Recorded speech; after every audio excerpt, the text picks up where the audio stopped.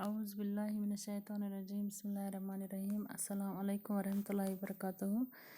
پیارے بچوں، میں نے کلاس 8 کے سائنس میں سے ایک لیسن آپ کو پڑھانا شروع کیا تھا، کلاس 8 کو، جس کا نام ہے materials, metals and non metals. تو اس میں ہم نے پڑھا تھا میٹیریلز کے بارے میں کیا ہوتی ہیں، یا میٹلز اینڈ نان میٹلز کیا ہوتے ہیں، ان کی فزیکل پراپرٹیز کے بارے میں پڑھا تھا ہم نے۔ تو اس کے بعد ہم نے کل شروع کیا تھا کیمیکل پراپرٹیز جو ہوتی ہیں میٹلز اینڈ نان میٹلز کی، وہ شروع کیا تھا کل۔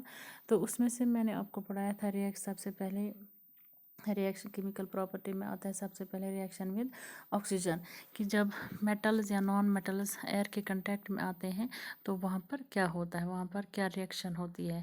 تو اس کے بعد میں نے پڑھایا تھا آپ کو واٹر، ریئیکشن ود واٹر کے بارے میں، کہ جب میٹلز یا نان میٹلز واٹر کے کنٹیکٹ میں آتے ہیں تو وہاں پر کیا ہوتا ہے۔ جیسے سوڈیم ہے تو اس کو جو واٹر کے ساتھ کنٹیکٹ میں جب آتا ہے تو وہاں پر بلاسٹ ہونے کا خطرہ ہوتا ہے یہاں، یعنی کہ وہ ایکسپلوڈ ہو سکتا ہے، اسی لیے اس کو سٹور کر کے رکھا جاتا ہے کیروسین میں۔ تو لیکن مطلب وہاں پر ریئیکشن بہت جلدی ہوتی ہے، لیکن کچھ میٹلز ایسے ہیں جہاں پر ریئیکشن بہت آہستہ ہوتی ہے۔ جیسے ہم آئرن کی راڈ لیں گے، وہ ہم باہر بارش میں رکھیں گے تو اس کو بہت ٹائم لگتا ہے زنگ لگنے میں، یعنی کہ وہاں پر ریئیکشن آہستہ ہوتی ہے۔ تو اسی طرح ہم نے پڑھا تھا نان میٹل جو ہوتے ہیں، ان کی ریئیکشن جب ہوتی ہے واٹر کے ساتھ تو وہاں پر کیا ہوتا ہے، لیکن نان میٹل جو ہیں وہ بالکل بھی واٹر کے ساتھ ریئیکٹ نہیں کرتی، یعنی ان کی ریئیکشن واٹر کے ساتھ نہیں ہوتی ہے۔ لیکن کچھ نان میٹلز ہیں جو ایئر کے ساتھ ریئیکٹ ہوتے ہیں، جیسے فاسفورس ہے، یہ بہت تیزی سے ایئر کے ساتھ ریئیکشن کرتا ہے، ریئیکٹ ہوتا ہے، اسی لیے اس کو پانی میں رکھا جاتا ہے تاکہ جو اس کی جو ریئیکشن ہے، اس ریئیکشن کی وجہ سے اس میں ایکسپلوژن ہو سکتا ہے یا ایکسپلوڈ ہو سکتا ہے، بلاسٹ ہو سکتا ہے، اسی وجہ سے اس کو پھر واٹر میں رکھا جاتا ہے، پانی میں رکھا جاتا ہے اس ایکسپلوژن سے بچنے کے لیے۔ تو اس کے بعد ریئیکشن ود ایسڈز بھی میں نے پڑھایا تھا، میٹلز میں کیا ہوتا ہے ریئیکشن ود ایسڈز کے جب میٹل ریئیکٹ ہوتا ہے ایسڈ کے ساتھ تو وہاں پر ہائیڈروجن گیس نکلتا ہے، جس کی وہ اچانک آواز کے ساتھ ایک پاپ ساؤنڈ کے ساتھ نکلتا ہے یہ ہائیڈروجن گیس۔ ہم کیسے یہ ثابت کریں گے کہ ہائیڈروجن گیس موجود ہے، جب ہم کوئی بھی ماچس کی تیلی یا جلتا ہوا شمع گیس کے نزدیک لے جائیں گے۔ آپ نے دیکھا ہوگا جب ہم گیس جلاتے ہیں وہ ٹھپ ہوتا ہے وہاں پر، تو وہ اچانک آواز نکلتی ہے، پاپ ساؤنڈ نکلتی ہے، تو اس سے ہمیں پتہ چلتا ہے کہ وہاں پر ہائیڈروجن گیس ہے وہ۔ تو یہ بھی دیکھا گیا ہے کہ جو تانبا ہے، کاپر ہے، یہ ہائیڈروکلورک ایسڈ کے ساتھ ریئیکٹ نہیں ہوتا ہے، تو یہ ایک ایسڈ کے ساتھ ریئیکٹ ہوتا ہے جس کا نام ہے سلفرک ایسڈ۔ تو اس کے بعد جو نان میٹلز ہوتے ہیں یہ بالکل بھی ریئیکٹ نہیں کرتے ایسڈ کے ساتھ، ان کی کوئی بھی ریئیکشن ایسڈ کے ساتھ نہیں ہوتی ہے۔ تو آج ہم پڑھیں گے ریئیکشن ود بیسز۔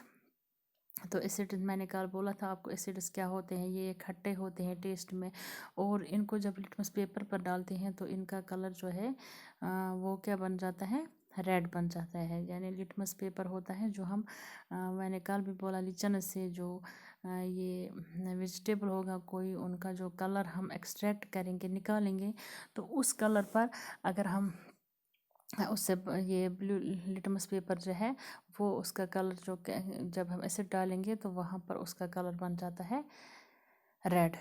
تو اس کے بعد جو ہم بیسز پڑھیں گے، بیسز ہوتے ہیں سلپری، اور اس چیز جب ڈالیں گے ہم لٹمس پیپر پر تو وہاں پر اس کا کلر بلو بن جاتا ہے۔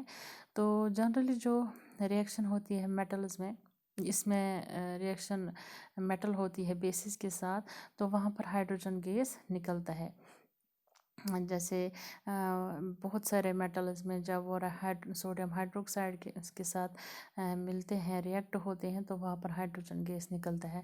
اور جو ریئیکشن ود بیسز جو نان میٹلز میں ہوتی ہے وہ کمپلیکس ہے، یعنی کہ جیسے جو میٹلز میں ہوتی ہے ریئیکشن کوئی بھی، وہاں پر وہ سنگل سٹیپ میں ہوتی ہے، لیکن جب نان میٹلز کی ریئیکشن ہوتی ہے بیسز کے ساتھ، جب یہ کنٹیکٹ میں آتے ہیں بیسز کے ساتھ، تو وہاں پر جو یہ ان کی ریئیکشن ہوتی ہے وہ ملٹیپل سٹیپس میں ہوتی ہے، کمپلیکس ہوتی ہے، یعنی کہ وہ سنگل سٹیپس میں نہیں ہوتی۔ جیسے ہم ملائیں گے، ہم نے کاپر ملایا، یا ہم نے پڑھا بھی یہ، جیسے ہم نے کاپر ملایا یا ऑक्सीजन मिलाया तो वहाँ पर निकलता है कॉपर ऑक्साइड। तो इसका मतलब है कि यहाँ पर एक ही सिंगल स्टेप में रिएक्शन निकली।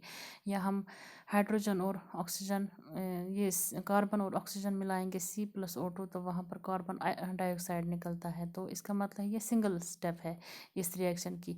लेकिन जो रिएक्शन नॉन मेटल्स में होती है, जब वो रिएक्ट करती है बेसिस के साथ, वो मल्टीपल स्टेप्स में होती है, वो कम्प्लेक्स होती है। तो इसके बाद बच्चों हम पढ़ेंगे डिस्प्लेसमेंट रिएक्शन, जो इसमें आता है दूसरा। डिस्प्लेसमेंट रिएक्शन किसको कहते हैं? जब कोई मेटल किसी दूसरे मेटल की जगह लेता है रिएक्शन के दौरान, तो उस रिएक्शन को कहते हैं डिस्प्लेसमेंट रिएक्शन। जैसे हम इधर मिसाल दी गई है, जैसे कॉपर सल्फेट और जिंक मिलाएंगे, ये जब इन दोनों के बीच जब रिएक्शन होती है तो वहाँ पर जिंक सल्फेट निकलता है और कॉपर निकलता है। यानी कि पहले था कॉपर सल्फेट, लेकिन जब रिएक्ट हो गई ये दोनों, तो वहाँ पर जिंक ने इसकी जगह ली, इसको अपनी जगह से हटाकर वहाँ पर अब खुद जगह जमा ली। तो इसका मतलब ये है कि जो कॉपर सल्फेट है वो पहले था इस रिएक्शन में, लेकिन जब ये इस इधर मौजूद, तो जब ये रिएक्ट हो गए, कांटेक्ट में आ गए, तो वहाँ पर ये जो कॉपर सल्फेट और जिंक कांटेक्ट में आ गए एक दूसरे के, तो जिंक ने इसकी जगह ले ली और वहाँ पर खुद अपनी जगह जमा दी। लेकिन जो ये मेटल्स होते हैं, इनको सीक्वेंस में रखा जाता है एज पर रिएक्टिविटी ऑर्डर। जो ज़्यादा रिएक्टिव होंगे उनको ऊपर रखा जाता है, और जो कम रिएक्टिव, लेस रिएक्टिव होंगे उनको नीचे रखा जाता है। और जो मोर रिएक्टिव वाले होते हैं वो हमेशा लेस रिएक्टिव मेटल्स की जगह लेते हैं, यानी कि वो रिप्लेस करते हैं उनको अपनी जगह से और वहाँ पर खुद बैठते हैं। तो इधर आप देख सकते हो, इधर इन्होंने एक एग्जांपल दी है कि जब हम जिंक को करेंगे, जो मैंने अभी बोला, जब हम जिंक को करेंगे कॉपर सल्फेट सोल्यूशन के साथ रिएक्ट, जब ये दोनों मिलते हैं तो वहाँ पर क्या होता है, कॉपर निकाला जाता है, उसकी जगह पर जिंक बैठता है, यानी कि जिंक उसकी जगह लेता है, क्योंकि जिंक जो है ये मोर रिएक्टिव है कॉपर से। यहाँ पर आप देख सकते हो ऊपर, यहाँ पर दी गई है जिंक की Zn जो है ये मोर रिएक्टिव में आता है, और Cu हो गया कॉपर, ये आता है लेस रिएक्टिव में। और जो इधर क्या होता है, जो ब्लू कलर होता है कॉपर सल्फेट का, वो ख़त्म हो जाता है जब का हम सोलूशन बनता है ना इन दोनों का, कॉपर सल्फेट सोलूशन जो है और जिंक, इन दोनों को मिलाएंगे, किसी बोतल में मिलाएंगे, तो वह ब्लू कॉपर सल्फेट का कलर होता है ब्लू कलर। तो जब इन दोनों को हम मिलाएंगे उसका ब्लू कलर गायब हो जाता है, वहाँ क्या रह जाता है, रेड कलर। रेड जो मटेरियल होता है, एक पाउडर जो होता है कॉपर का, वो रहता है उसके ये जो इसके बॉटम में जो भी बोतल होगी वो उसके नीचे रहता है, और जो इसकी कलर जो होता है ब्लू कलर, वो गायब हो जाता है। तो इसका मतलब है वहाँ पर जिंक उसकी जगह पकड़ता है, क्योंकि जिंक जो है वो मोर रिएक्टिव है। तो इसके बाद हम बच्चों पढ़ेंगे एप्लीकेशन ऑफ मेटल्स। जो मेटल्स है ये हमें ज़रूरत आते हैं, कोई भी मशीन बनानी होगी, गाड़ियाँ बनानी है, जहाज़ बनाने हैं, सैटेलाइट्स बनाते हैं, जो भी धाती चीज़ें हैं उनमें हमें मेटल्स की ज़रूरत पड़ती है। या हम मेटल्स इस्तेमाल करते हैं जो हम अपने घरों में बिजली की फिटिंग करते हैं। आपने देखा है बिजली की तार जो होते हैं उसके अंदर आपने वायर्स देखे होंगे, वो तांबे के होते हैं या मिस के होते हैं, तो वाइट कलर के या वो तांबे के कलर के होते हैं। तो इधर हमें ज़रूरत आता है ये मेटल, जो ये कॉपर होता है, ये हमें इसी में ज़रूरत आता है। तो दूसरी जो चीज़ है, ये हमें बर्तन बनाने में काम आता है, या वाटर बॉयलर्स जो होते हैं उनमें बनाने में काम आता है।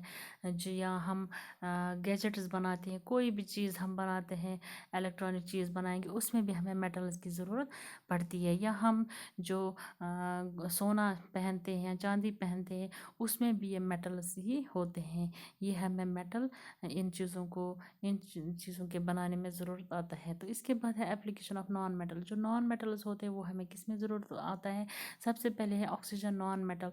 तो आप लोगों को पता ही है कि ऑक्सीजन हम सबों की, जो भी लिविंग बींग्स है, जो भी लिविंग ऑर्गेनिजम्स हैं, उनको ज़िंदा रहने के लिए ऑक्सीजन ज़रूरी है। तो ऑक्सीजन है नॉन मेटल, यानी कि ये भी ضروری ہے۔ دوسرا نان میٹل ہو گئے فرٹیلائزرز، جو ہم کھاد بناتے ہیں، تو اس میں نان میٹل ہوتا ہے یہ نائٹروجن نان میٹل ہوتا ہے یا فاسفورس، یہ دونوں بھی نان میٹل ہوتے ہیں، اور یہ ہمیں ضرورت آتے ہیں کھاد بنانے میں، جو ہم اپنے کھیتوں میں ڈالتے ہیں، باغوں میں پیڑ پودوں کو ڈالتے ہیں، فصلوں کو کھاد ڈالتے ہیں، اس میں یہی فاسفورس اینڈ نائٹروجن ہوتا ہے۔ اور تیسرا جو ہے نان میٹل جس کا نام ہے کلورین، وہ ہمیں پانی کو صاف کرنے میں ضرورت آتا ہے، پانی جو ہے پیوریفائی کرنے میں ضرورت آتا ہے۔